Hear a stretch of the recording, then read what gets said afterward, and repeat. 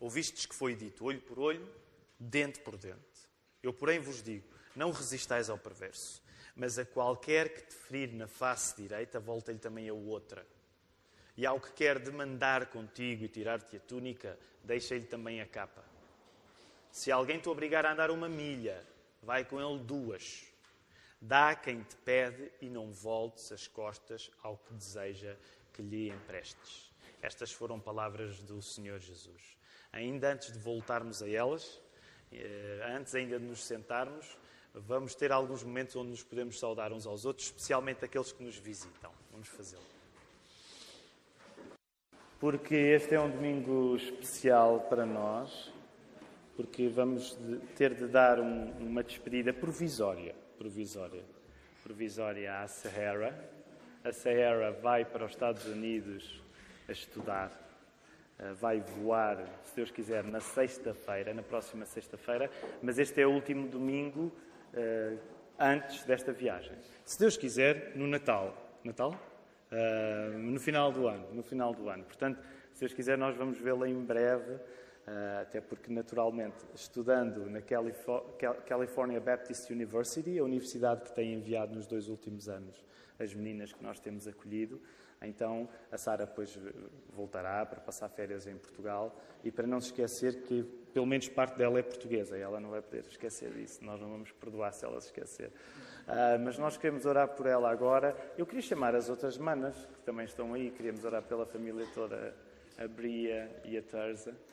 E aproveitar também, e chamava as famílias do presbitério. As famílias do presbitério, não temos todas as famílias do presbitério presentes, mas queríamos chamar, elas representam toda a Igreja, mas nesse sentido vamos tornar este espaço aqui um bocado mais preenchido. Portanto, a Ana Ruth, também as minhas crianças, queria chamá-las. O pastor Filipe está no Porto, mas todas estas famílias aqui representam toda a Igreja. Nesta hora queremos orar pela Sahara. Sahara, não sei se queres dizer alguma coisa, força. Estou muito feliz por poder ir para os Estados Unidos e estudar. Vou sentir muitas saudades mesmo. E até o próximo ano. A Sarah fez um discurso tão bonito no dia da formatura, que depois nós vamos pedir-lhe que ela passe, que é para todos nós podermos ler. Mas hoje também sabemos que é mais difícil falar. Mark e Ana, não sei se vocês querem dizer alguma coisa. Vou adicionar só um obrigado à Igreja. Não sei se... não, vai correr muito bem. Não sei se vocês conhecem bem a nossa história aqui em Portugal, mas durante os primeiros anos foi muito difícil no nosso trabalho missionário aqui, até encontrarmos esta Igreja. Foi uma grande bênção de ficar aqui e saber que Deus estava a trabalhar nas nossas filhas. E agora, enquanto nós enviamos a Sahara para os Estados Unidos, para esta fase de universidade e tudo isso, sabemos que Deus tem feito uma grande coisa na vida dela aqui, por causa desta Igreja. Ela foi batizada aqui, nesta Igreja.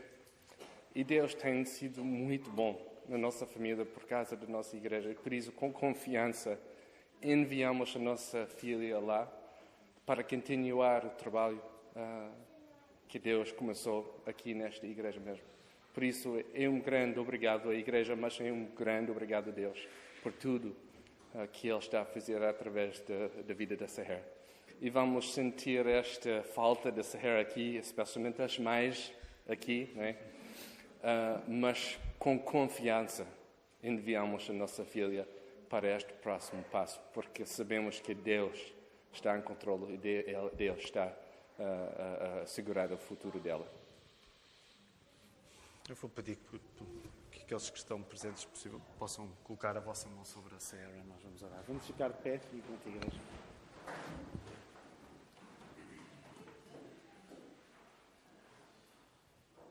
Deus Pai, nós agradecemos-te porque foi o teu plano que famílias existissem, para que quando elas crescem, a glória que é devida a ti pudesse ser comunicada por famílias que se espalharam por todo o mundo. Senhor, sabemos que é teu plano, uma vez que tu espalhaste famílias por todo o mundo, lugares distantes uns dos outros. Volta e meia tu fazes que haja um trânsito de pessoas que eram dali e passam a ser daqui. E nesse trânsito elas afirmam e ajudam-nos a lembrar que a tua glória atrai pessoas de todos os tempos e de todos os lugares, Senhor. Por isso, agora a orarmos pela Sarah, nós começamos por afirmar que a nossa alegria em Jesus tem sido maior por causa da família Busram connosco.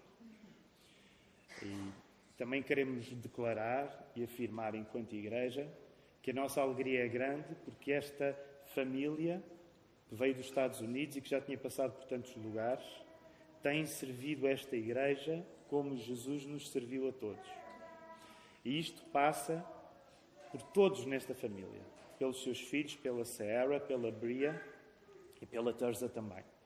E neste caso em particular, nós oramos agora pela Sarah, porque tu a tens acompanhado em cada instante da sua existência. E nós temos reconhecido o teu cuidado com ela, porque ela tem sido tão cuidadosa e prestativa, Senhor, nesta igreja. Por isso, nesta hora, nós sabemos que não vamos perder, porque no corpo de Cristo existe trânsito. E a Sarah irá aos Estados Unidos para estudar. Nós pedimos que tu possas orientar os seus estudos. Pedimos que ela possa ter o melhor aproveitamento possível. Pedimos que, à medida que ela descobre coisas novas acerca do mundo que tu criaste e na questão da educação, que ela estudará também, que ao mesmo tempo a sua fé esteja firme, Senhor, e esteja cada vez mais forte, porque foi o teu plano, que tu quisesses unir aquilo que nós sabemos na cabeça àquilo que nós acreditamos no nosso coração. Pedimos também que tu continues a fortalecer toda a família Busram, quer aqui, quer também a família que a Sarah vai ter nos Estados Unidos para cuidar dela lá, Senhor. Nós sabemos que a nossa vida é feita de despedidas provisórias,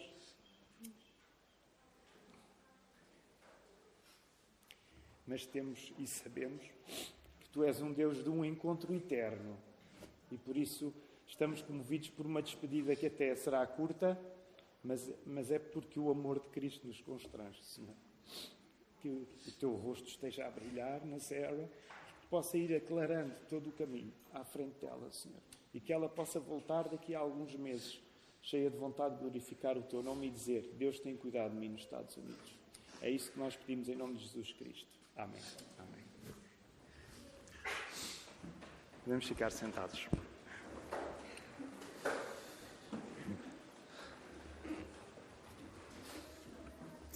Ainda antes de voltarmos à palavra, eu não queria perder uma oportunidade também para exprimir gratidão, e não estava planeado. Mas eu gostaria só de chamar cá à frente duas visitas, que o Joaquim Rogério e a Helena Rogério. Venham cá à frente, nós queremos também orar por vocês. Há alguns de vós que estão aqui, conhecem bem o Joaquim e vais permitir-me a informalidade. Para nós ele é o Kim Rogério. Não é? E eu queria apenas louvar o nome do Senhor, porque nós devemos dar honra a quem honra, é o que a palavra diz. E o Kim foi, durante muitos anos, a pessoa responsável pelo grupo bíblico universitário, durante a década de 90, e para alguns de nós ele foi um investidor. Eu lembro-me da má ideia que o Kim teve de acreditar em mim e noutros jovens para nós fazermos algumas coisas no contexto do GBU, uma coisa há 20 anos que chamava-se Laboratório de Ideias, e lá estava eu e outros, Tiago Branco também, e hoje apenas ao ver o Kim e a Helena eu gostaria que pudéssemos orar por eles. O trabalho com o GBU já terminou há algum tempo, mas o Kim tem continuado a trabalhar, neste caso, em Direito, como advogado, e não é só para mim, que quando vemos o Kim nós sabemos que Deus nos abençoa e nós queremos também louvar o nome de Deus, reconhecendo a família Nobre, Rogério Nobre. Não sei se queriam dizer alguma coisa, à força. Queríamos só dizer que estamos muito, muito contentes mesmo por estar aqui. Já há muito tempo que eu queria cá vir, estar convosco e de uma maneira especial dar um abraço ao pastor Tiago, também pessoalmente, e demonstrar também o meu apreço pela vossa fidelidade no Senhor. O nosso desejo, o meu e da Helena, é que permaneçam firmes na palavra do Senhor.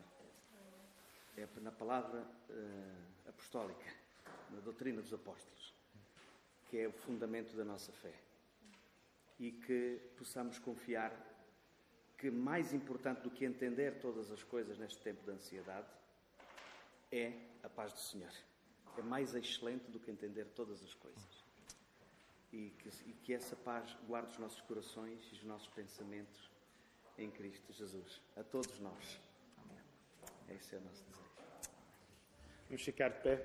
Deixa-me só, ainda antes de orar, lembrar aqui há uns anos, quando alguns de nós estávamos em São Domingos de Benfica e começámos a fazer algumas daqueles encontros em que convidávamos intelectuais conhecidos. Um dos intelectuais que nós mais queríamos caçar para ir lá à igreja era o Pacheco Pereira, que foi. Mas que foi um sarilho quando ele aceitou o convite. Porque pensámos, temos de ter um evangélico à altura do Pacheco Pereira. Imaginem quem era esse evangélico, era o Kim Rogério. E foi, não esqueço, já foi há uns anos valentes, mas foi o Kim a colaborar connosco, no fundo, a retribuir uma vez mais a graça de Deus na nossa vida. Vamos orar. Pai do céu, nós agradecemos pela vida do Kim e da Lena. Nós agradecemos por aquilo que ao longo de anos tu tens feito através deles, que tem tocado a vidas de muitos, um pouco por todo este país de Portugal, Senhor. Nós agradecemos-te por um dom que lhes tens dado e que nem sempre é um dom fácil de nós próprios exercermos, que é o de, com discernimento espiritual, reconhecer nos outros os dons que tu tens colocado.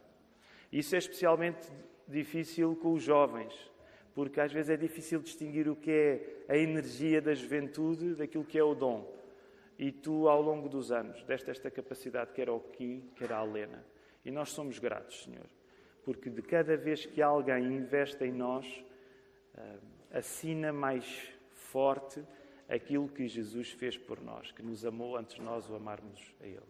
Por isso nós queremos pedir por toda a família, pelo Kim, pela Helena e os seus filhos, que a Tua graça seja com eles, que seja também com a Igreja deles, a Igreja Vida Nova, Senhor, que Tu possas estar a dirigir todos. É esse o nosso pedido, em nome de Jesus. Amém. Muito obrigado. Podemos ficar sentados. Vamos voltar a Mateus 5. Vamos lembrar aquilo que temos lembrado desde que estudámos as bem-aventuranças. Ganhámos esta espécie de nova tradição, pelo menos durante esta série de mensagens no Sermão do Monte, que é recitar no início do sermão as bem-aventuranças. Então o Ricardo, nosso pastor Ricardo, já ali a passar rapidamente as bem-aventuranças, só para, se alguém está mais esquecido, poder lembrar, e depois vou convidar todos a poderem recitar. Se está connosco e não sabe de cor, não há problema nenhum, mas fica feito um convite para pensar em investir no tempo de memorização da Escritura, porque temos visto Deus a fazer coisas na nossa vida através desta disciplina tão simples, que é a memorização das Escrituras. Por isso, vamos tentar? Vamos a isso? Se enganarem não faz mal. Como dizia o escritor Samuel Beckett, o que é importante é ir falhar cada vez melhor. Está bem? Portanto, falhar cada vez melhor. Vendo Jesus as multidões, subiu ao monte. E como se assentasse, aproximaram-se os seus discípulos. E ele passou a ensiná-los, dizendo: Bem-aventurados os humildes de espírito, porque deles é o reino dos céus. Bem-aventurados os que choram, porque serão consolados. Bem-aventurados os mansos, porque herdarão a terra. Bem-aventurados os que têm fome e sede de justiça, porque serão fartos. Bem-aventurados os misericordiosos, porque alcançarão misericórdia. Bem-aventurados os limpos de coração, porque verão a Deus. Bem-aventurados os pacificadores, porque serão chamados filhos de Deus. Bem-aventurados os perseguidos por causa da justiça, porque deles é o reino dos céus. Bem-aventurados sois quando... Ok? O erro foi meu, é sempre aqui, não é? É sempre aqui. Bem-aventurados sois quando por minha causa vos injuriarem e vos perseguirem e mentindo disserem todo o mal contra vós. Regozijai-vos e exultai, porque é grande o vosso galardão nos céus, pois assim perseguiram aos profetas que viveram antes de vós. Muito bem. Coloque os seus olhos, por favor, de volta nos versos que nós lemos, versos 38 a 42. Na semana passada eu dizia que nesta coleção de versos, Mateus 5, 38 a 42, era possível dividir o estudo desta passagem pelo menos em 3 partes. Que 3 partes eram essas? Primeira parte, em primeiro lugar, quando nós lemos Mateus 5, 38 a 42, nós podemos compreender uma coisa, que é aquilo que é razoável para Deus, Jesus ensina com radicalidade. Aquilo que é razoável para Deus, Jesus ensina com radicalidade. Em segundo lugar, o princípio da não resistência física, que estamos a encontrar no texto, é mais acerca de como Jesus implementa o seu reino do que acerca de como os homens devem reinar. Vou repetir.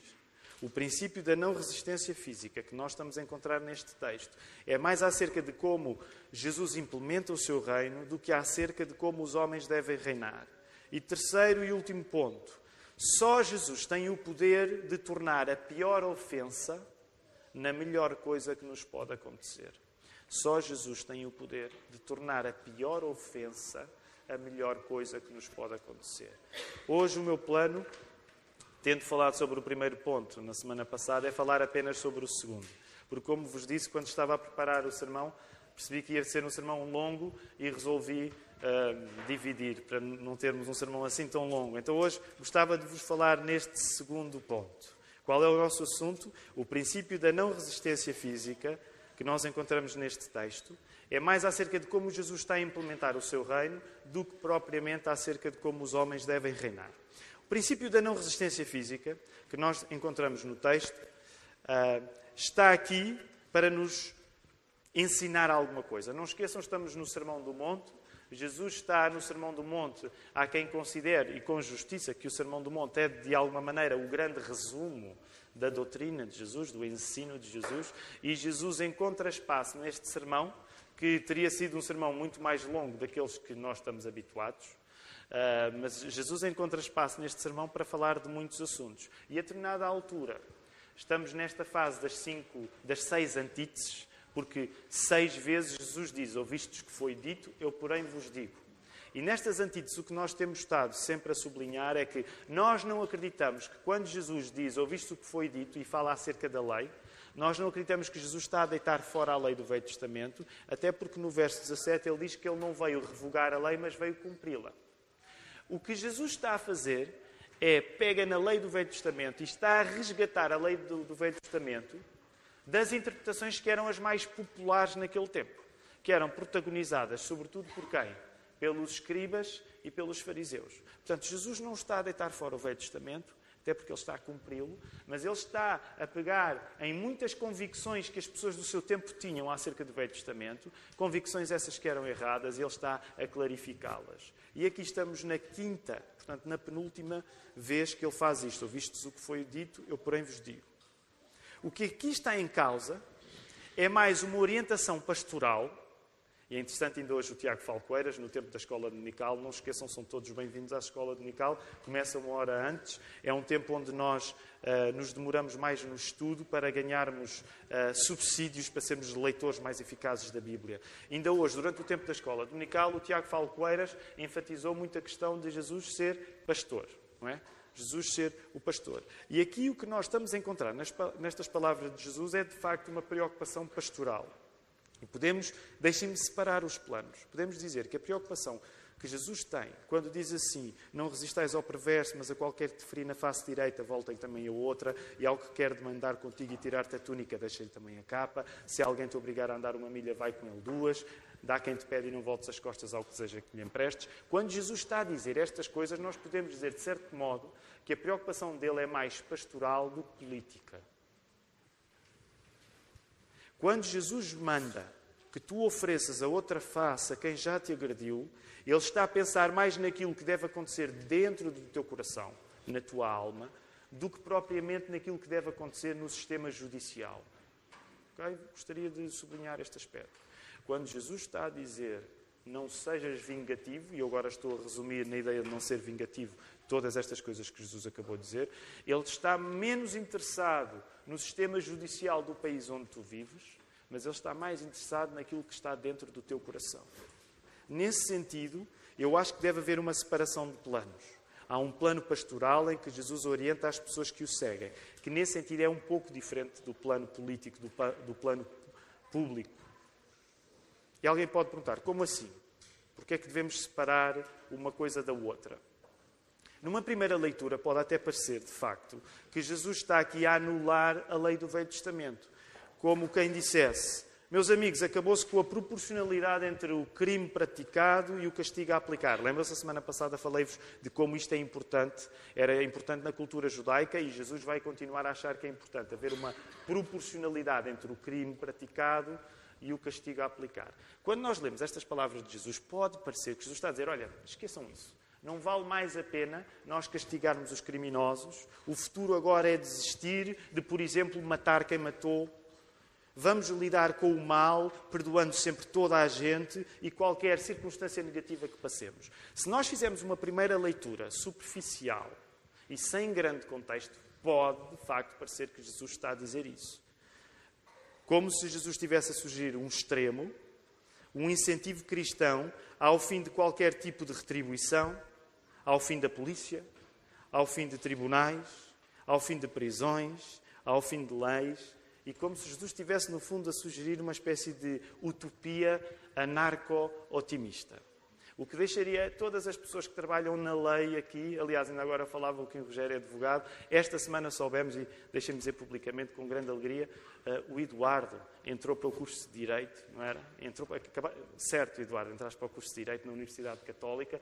Por exemplo, se Jesus estivesse a dizer aquilo que às vezes nos parece, à primeira vista, então hoje o Pedro, depois de perceber bem o que Jesus tinha acabado de dizer, ia dizer, Eduardo, não podes ser advogado ou não podes ir tirar um curso de Direito. Mas não nos parece que essa é a leitura mais correta daquilo que Jesus está a querer dizer, também colocando as palavras de Jesus em diálogo com o que a Bíblia diz sobre o assunto. Creio que, infelizmente, esta leitura apressada, que pode parecer que Jesus está a dissolver todos os sistemas judiciais, para dizer que a melhor vida é a vida em que se alguém faz mal, nós pura e simplesmente não resistimos. Nós desistimos de qualquer tipo de justiça. Mas parece-me que esta é uma leitura, de facto, muito apressada e que, infelizmente, às vezes é abraçada por cristãos que nem sequer estão dispostos a viver em coerência com esta leitura.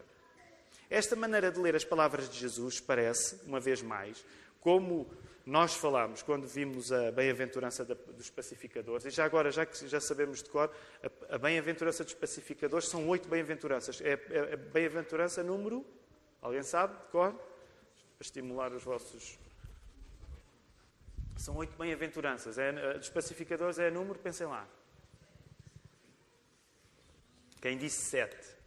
É 7. Podem verificar. Agora podem ler a Bíblia. Só não podem ler a Bíblia quando estamos a recitar as bem-aventuranças. É a penúltima dos pacificadores. Podem verificar. É? Bem-aventurados os pacificadores aí no verso 9. Ora, quando nós estávamos a ler a bem-aventurança dos pacificadores, eu tive de fazer um pouco aquilo que agora estou a repetir. Que é dizer que se numa primeira leitura pode parecer que a Bíblia nos está a encorajar ao pacifismo, eu acredito, com todo o respeito com os cristãos que divergem de mim, eu acredito que de facto a Bíblia não nos chama ao pacifismo. Pelo menos ao pacifismo no sentido mais radical do termo, em que se abdica de qualquer tipo de justiça sobre quem fez o mal.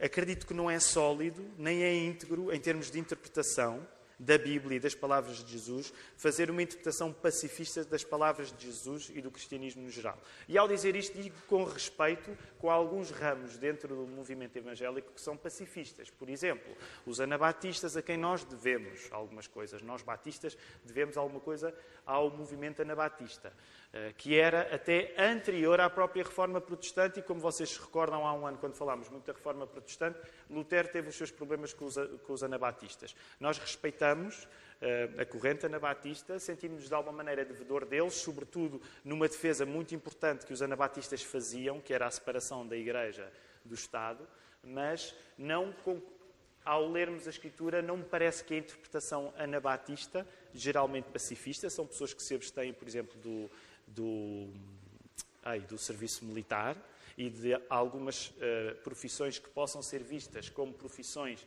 ligadas ao Estado.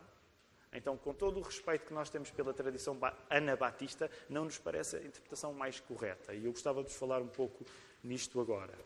Nós não podemos apenas ler em parte e optar por aquilo que nos parece mais popular dizer quando lemos estes versos.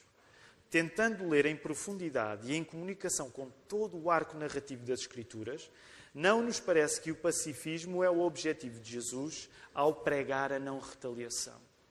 Nesse sentido, o Sermão do Monte que Jesus está a pregar, ele não está a pregá-lo para, por exemplo, revogar a pena de morte, para dar um exemplo, mas para apresentar aos seus discípulos um novo reino trazido por Jesus. E esse novo reino trazido por Jesus, que é o grande assunto do Sermão do Monte, era aquilo que o Velho Testamento esperava. A consumação da relação entre Deus e o seu povo. Jesus está menos a mudar aquilo que o Velho Testamento dizia e mais a levar o Velho Testamento a um ponto de consumação, consumação essa que era a própria presença de Jesus na Terra.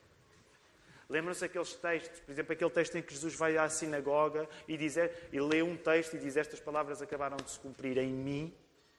Jesus considera-se ele próprio a consumação de todas as expectativas que o Velho Testamento abria. E nesse sentido, ele está a pregar a esta sua nova comunidade, ao reino. E está a dizer como é que o reino se deve comportar. As pessoas que querem seguir Jesus. Não se esqueçam que as pessoas, os ouvintes preferenciais deste sermão, são os discípulos. Isto não quer dizer que só os discípulos estavam a ouvir o Sermão do Monte, mas aqueles a quem Jesus estava a pregar, aqueles a quem Jesus, permita uma expressão, estava a entalar para obedecerem àquilo que ele estava a dizer, eram os seus discípulos. E em relação aos seus discípulos, Jesus tem esta mensagem de não retaliação, de não vingança. Se quisermos simplificar ainda um pouco mais, nós podemos dizer, Jesus não estava a pregar a políticos, mas estava a pregar a discípulos. Ele não estava a pregar a políticos e acerca de como eles deviam exercer a sua lei. Mas ele estava, sem dúvida nenhuma, a pregar a discípulos. Reparem, se o plano de Jesus fosse dissolver, por exemplo, entre outras coisas, a pena de morte, então, da mesma maneira, Jesus estaria a impor como uma lei que de sempre que nós levássemos uma bufetada no rosto, nós oferecêssemos outra face. E como falávamos a semana passada, isso cairia ao risco de substituir um legalismo por outro legalismo. Talvez valha a pena colocar uma pergunta que pode ser incómoda. Porquê que pessoas que gostam de pegar neste texto uma proibição para várias coisas, entre as quais a pena de morte, porquê que elas não impõem a regra de levar o segundo estalo de cada vez que são agredidas a si próprias? Já pensaram como nós somos muito seletivos quando vamos ao Sermão do Monte? Quando nós vamos numa onda mais revolucionária, gostamos de ir ao Sermão do Monte tirar aquilo que parece fortalecer a nossa opinião prévia, mas depois não queremos aplicar algumas das coisas que Jesus estava a dizer, mesmo quando nós escolhemos as coisas que estavam ao lado. Ou seja, para aqueles que têm posições mais progressistas acerca da lei, eu nunca encontrei um progressista na lei que achasse que o segredo era não punir os criminosos, a ser igualmente zeloso de cada vez que leva uma bufetada a correr atrás do criminoso para levar a segunda. E falei-vos disso na semana passada. Portanto, nós não podemos ser seletivos no Sermão do Monte. Nós temos de ouvir tudo aquilo que Jesus está a dizer. O objetivo de Jesus a pregar esta mensagem parece-me diferente. Novamente, a não resistência não é um plano de Jesus para a política de todos os povos, mas um plano para a implementação do seu reino. Logo, se tu te dizes discípulo de Jesus, uma das coisas fundamentais neste domingo ao ouvires este sermão é tu olhares para dentro. Não penses agora nos tribunais, não penses agora nos advogados, não penses nas críticas que podes fazer ao sistema judicial do teu país e que possam ser justas. Quando Jesus está a pregar esta palavra, Ele quer que tu olhes para dentro do teu coração. É aí que tu tens de começar. Claro que, consequentemente, depois podes olhar para o sistema judicial e já vamos falar um pouco disso. Mas o lugar, se tu afirmas fé em Jesus, quando estás a ouvir estas palavras, tu tens de começar a olhar para o teu coração.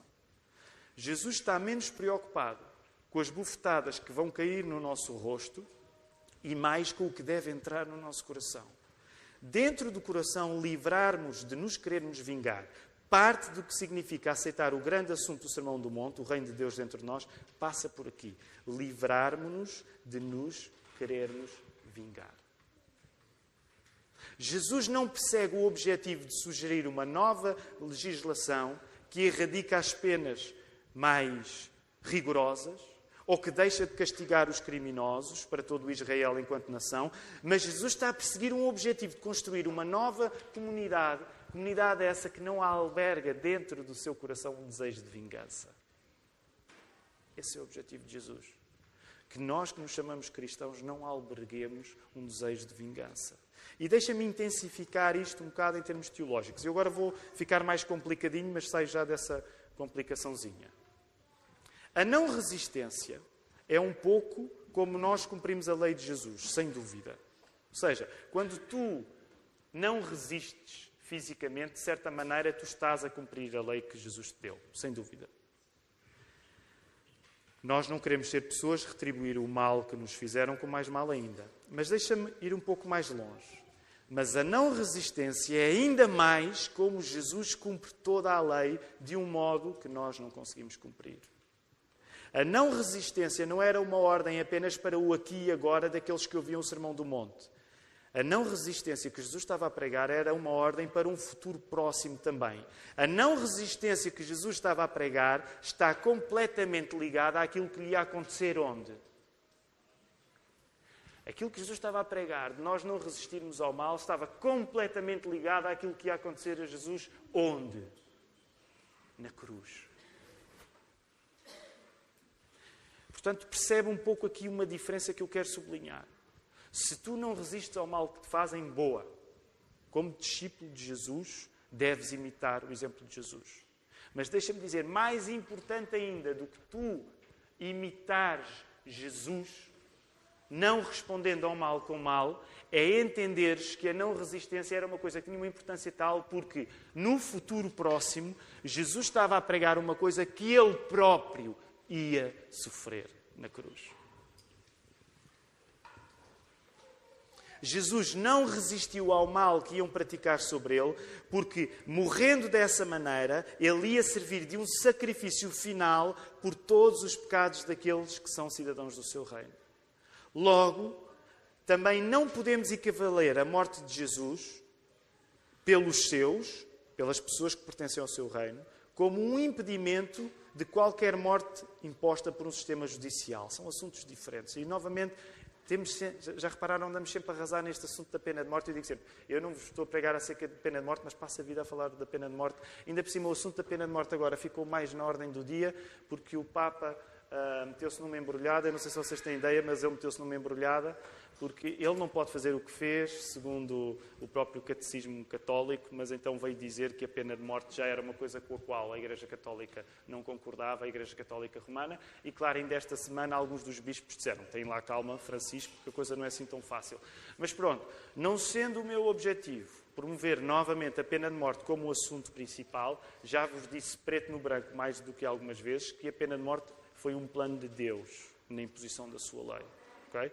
Isto não significa que nós hoje temos de ser favoráveis à pena de morte, mas significa que nós não podemos achar que a pena de morte foi uma má ideia.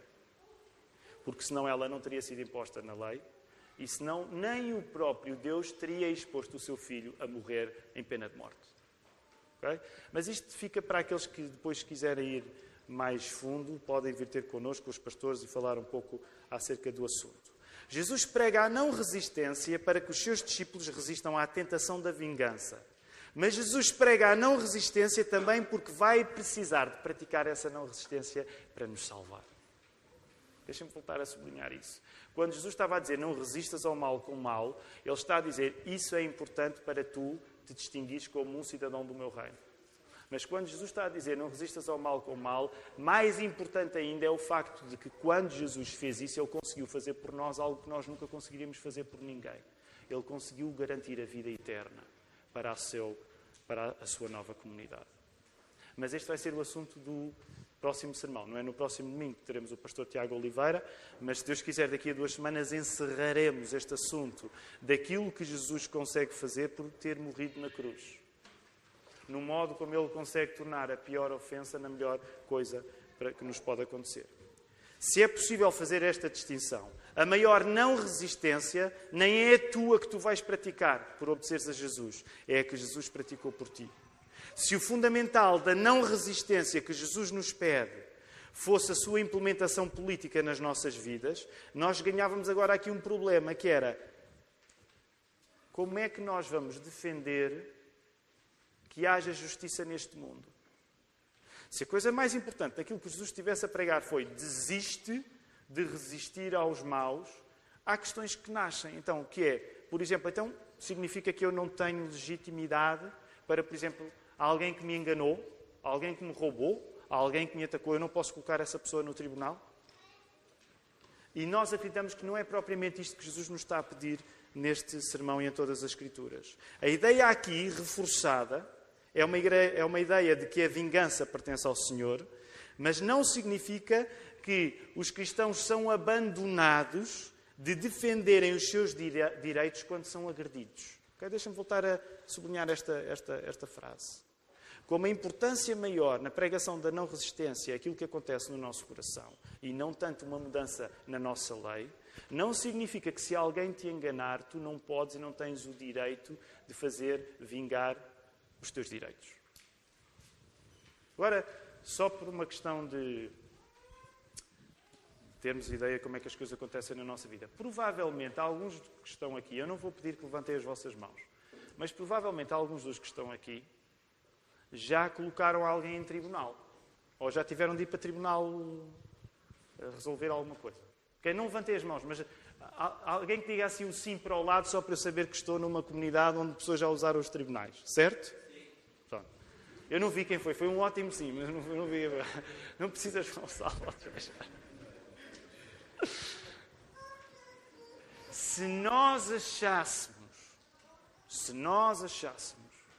que o objetivo fundamental de Jesus era um objetivo de que nós nunca podemos resistir e que a lei tem de focar esse princípio de não resistir, não só o Gonçalo não poderia fazer isso, como todos nós estávamos a pecar de cada vez que levássemos alguém a tribunal. Por isso é que gostava de terminar este ponto falando-nos de como as Escrituras iluminam o que Jesus está aqui a dizer. Para já, ao longo da sua própria vida, Jesus contestou frequentemente as pessoas que estavam a ser injustas com ele. Certo ou errado? Jesus alguma vez contestou pessoas que estavam a ser injustas com ele ou não? Ou de cada vez que alguém o acusava de alguma coisa, ele calava e dizia assim, não vale a pena resistir. Okay, isto é um sim ou não. Só gostava de sentir alguma firmeza. Jesus nunca contestou nada do que dissessem de errado sobre ele? Conseguem lembrar pelo menos uma ocasião? Pelo menos uma. Só para haver fundamento bíblico para aquilo que eu estou a dizer. Lembram-se quando, por exemplo, ele foi acusado de ele faz isto pelo poder de Belzebu? Jesus lhe disse, olha, vou dar outra face. Deixa-os pensar isso. Não vale a pena resistir. Foi isso que ele fez? Não. Jesus trazia verdade quando ele era injustamente acusado. Certo? Ao longo de toda a Bíblia, para além do Velho Testamento, a Bíblia vai continuar a falar. Paulo, na carta aos Romanos, diz que existem poderes aos quais nós devemos obedecer. E sabem que calcula-se que a altura em que Paulo estava a dizer aquilo, estava a falar de um governador que, acreditem, é pior do que qualquer governador que vocês já tenham tido, mesmo aqueles que são do tempo de Oliveira Salazar, que era Nero. E, no entanto, o apóstolo Paulo estava a dizer que Deus colocava as autoridades e que cabia aos cristãos reconhecer a autoridade deles. E deixem-me só exemplificar no caso do apóstolo Paulo. Não precisam de abrir, mas é interessante. Lembram-se de Paulo? Paulo é incrível. Paulo vai viver o Evangelho de Jesus. Vocês concordam com isto? Ou vocês são daqueles que acham, Paulo estragou um bocado o Evangelho de Jesus. O Evangelho de Jesus é o Sermão do Monte, mas depois Paulo começou a teologizar e estragou tudo. Acreditam nisso? Eu não acredito nisso. Paulo foi salvo por Jesus que lhe apareceu na estrada de Damasco e ele viveu transformado pelo poder do Evangelho de Jesus Cristo. Amém? Agora reparem, 3 ocasiões, só para verem como é que Paulo viveu. 3 ocasiões. Houve uma altura em que ele foi preso, assim, com aqueles processos a apressar em Filipos, lembram-se? No episódio em Filipos, vocês podem encontrar, não precisam de abrir, mas em Atos 16:37.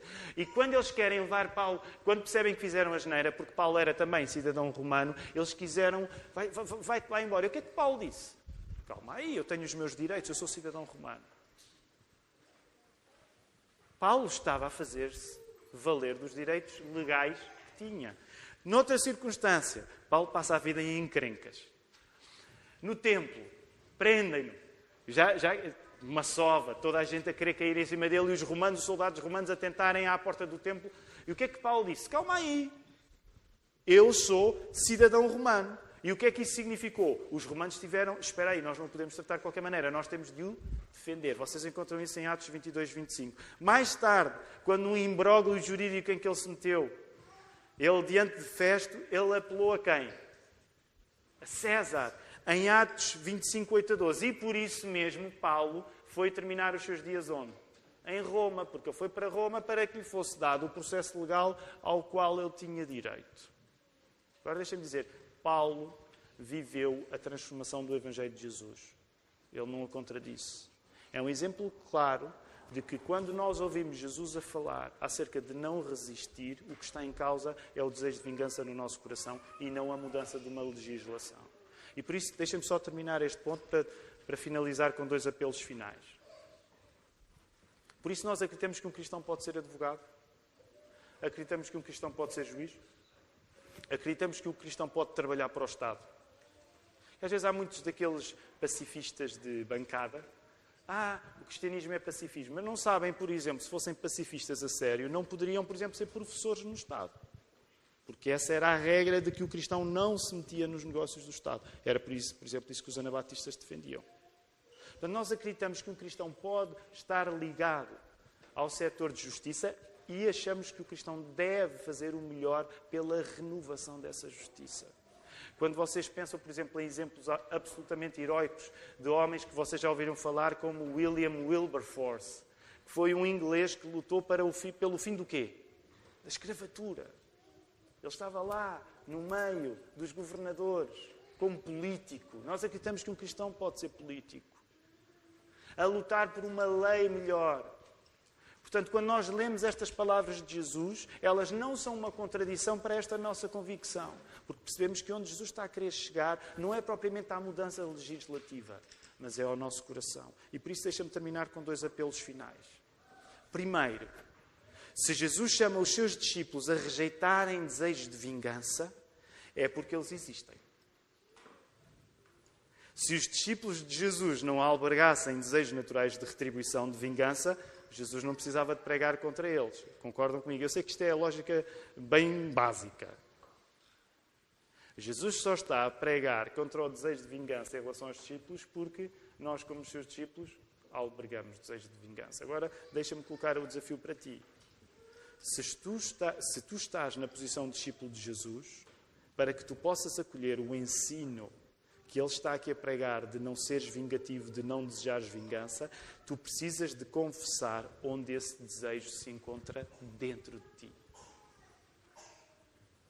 Isto não vou ser eu a fazer por ti.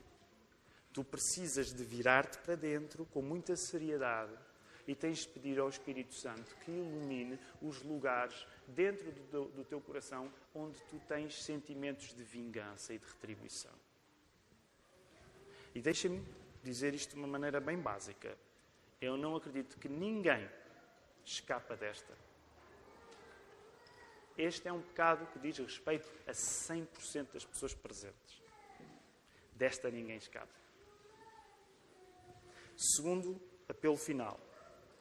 Claro que se tu tiveres a imaginar, se o teu critério de vingança for um filme de Hollywood, tu vais dizer, eu não sou vingativo. Porquê? Nunca pegaste em armas para ir atrás de alguém e matares alguém.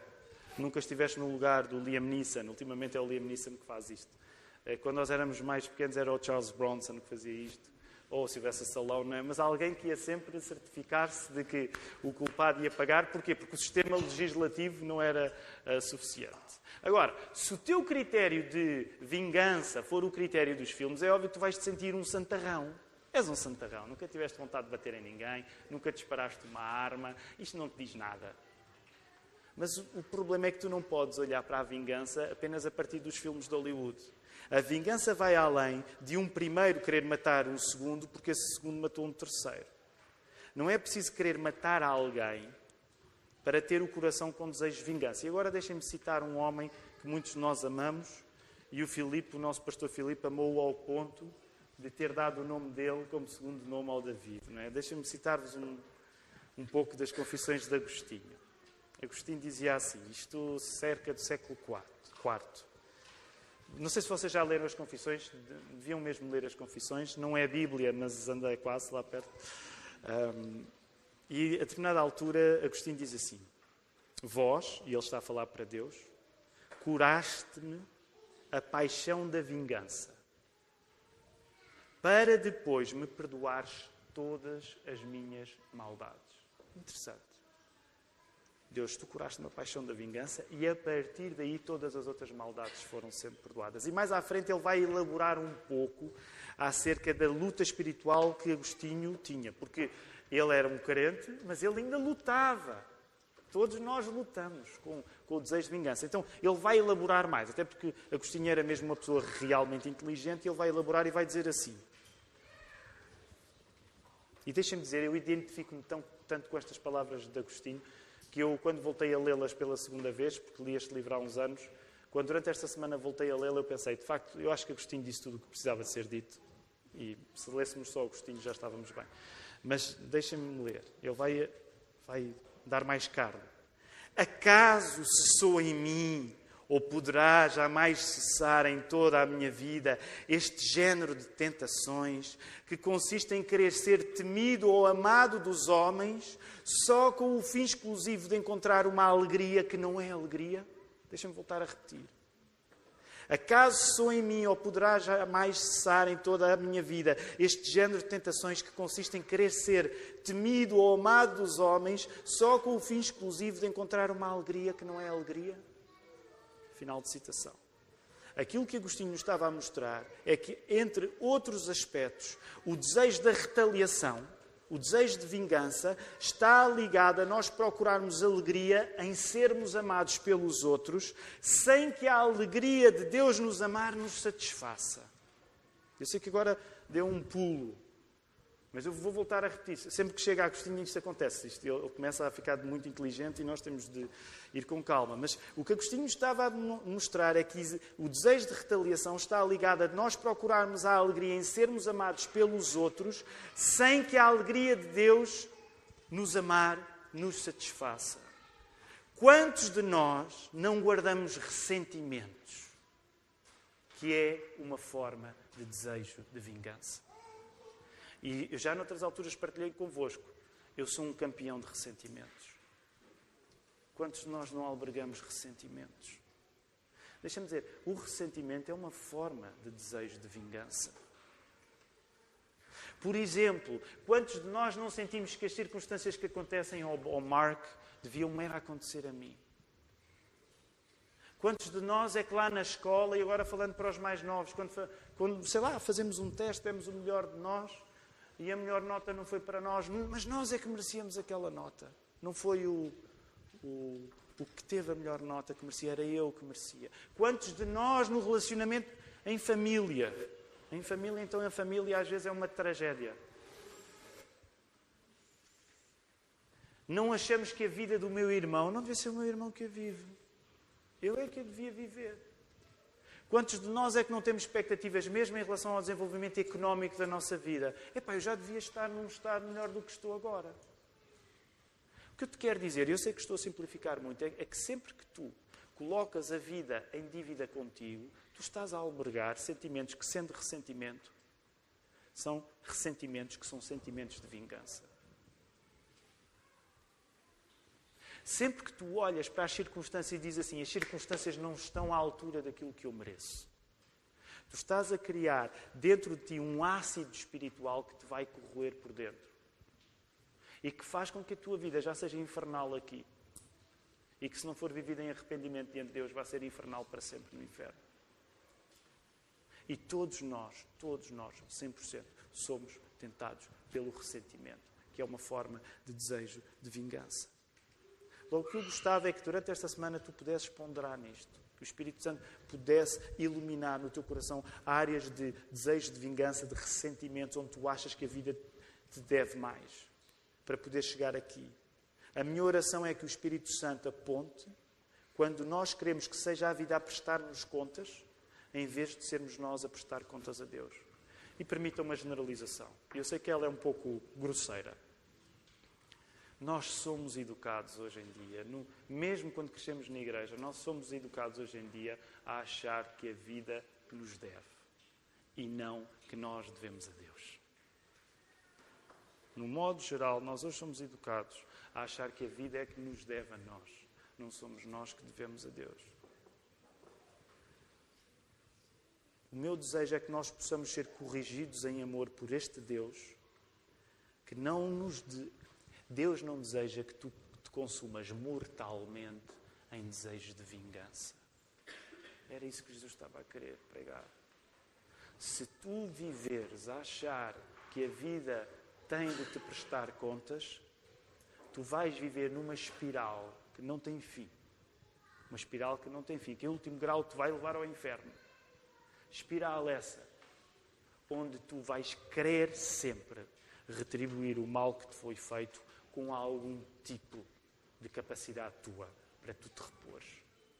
Os cristãos são a favor da justiça, mas os cristãos têm de reconhecer no seu interior que o desejo de vingança é uma coisa que Deus detesta, porque é Deus que vai trazer a justiça final. Há uma justiça intermédia que te cabe a ti dares a tua vida por ela. Mas há uma justiça final. Tu não podes sentar-te no lugar de Deus. As pessoas que te fizeram mal, tu tens de saber perdoá-las. Mesmo quando elas ainda não te pediram perdão. Mesmo quando elas ainda não te pediram perdão. Tu deves saber perdoá-las.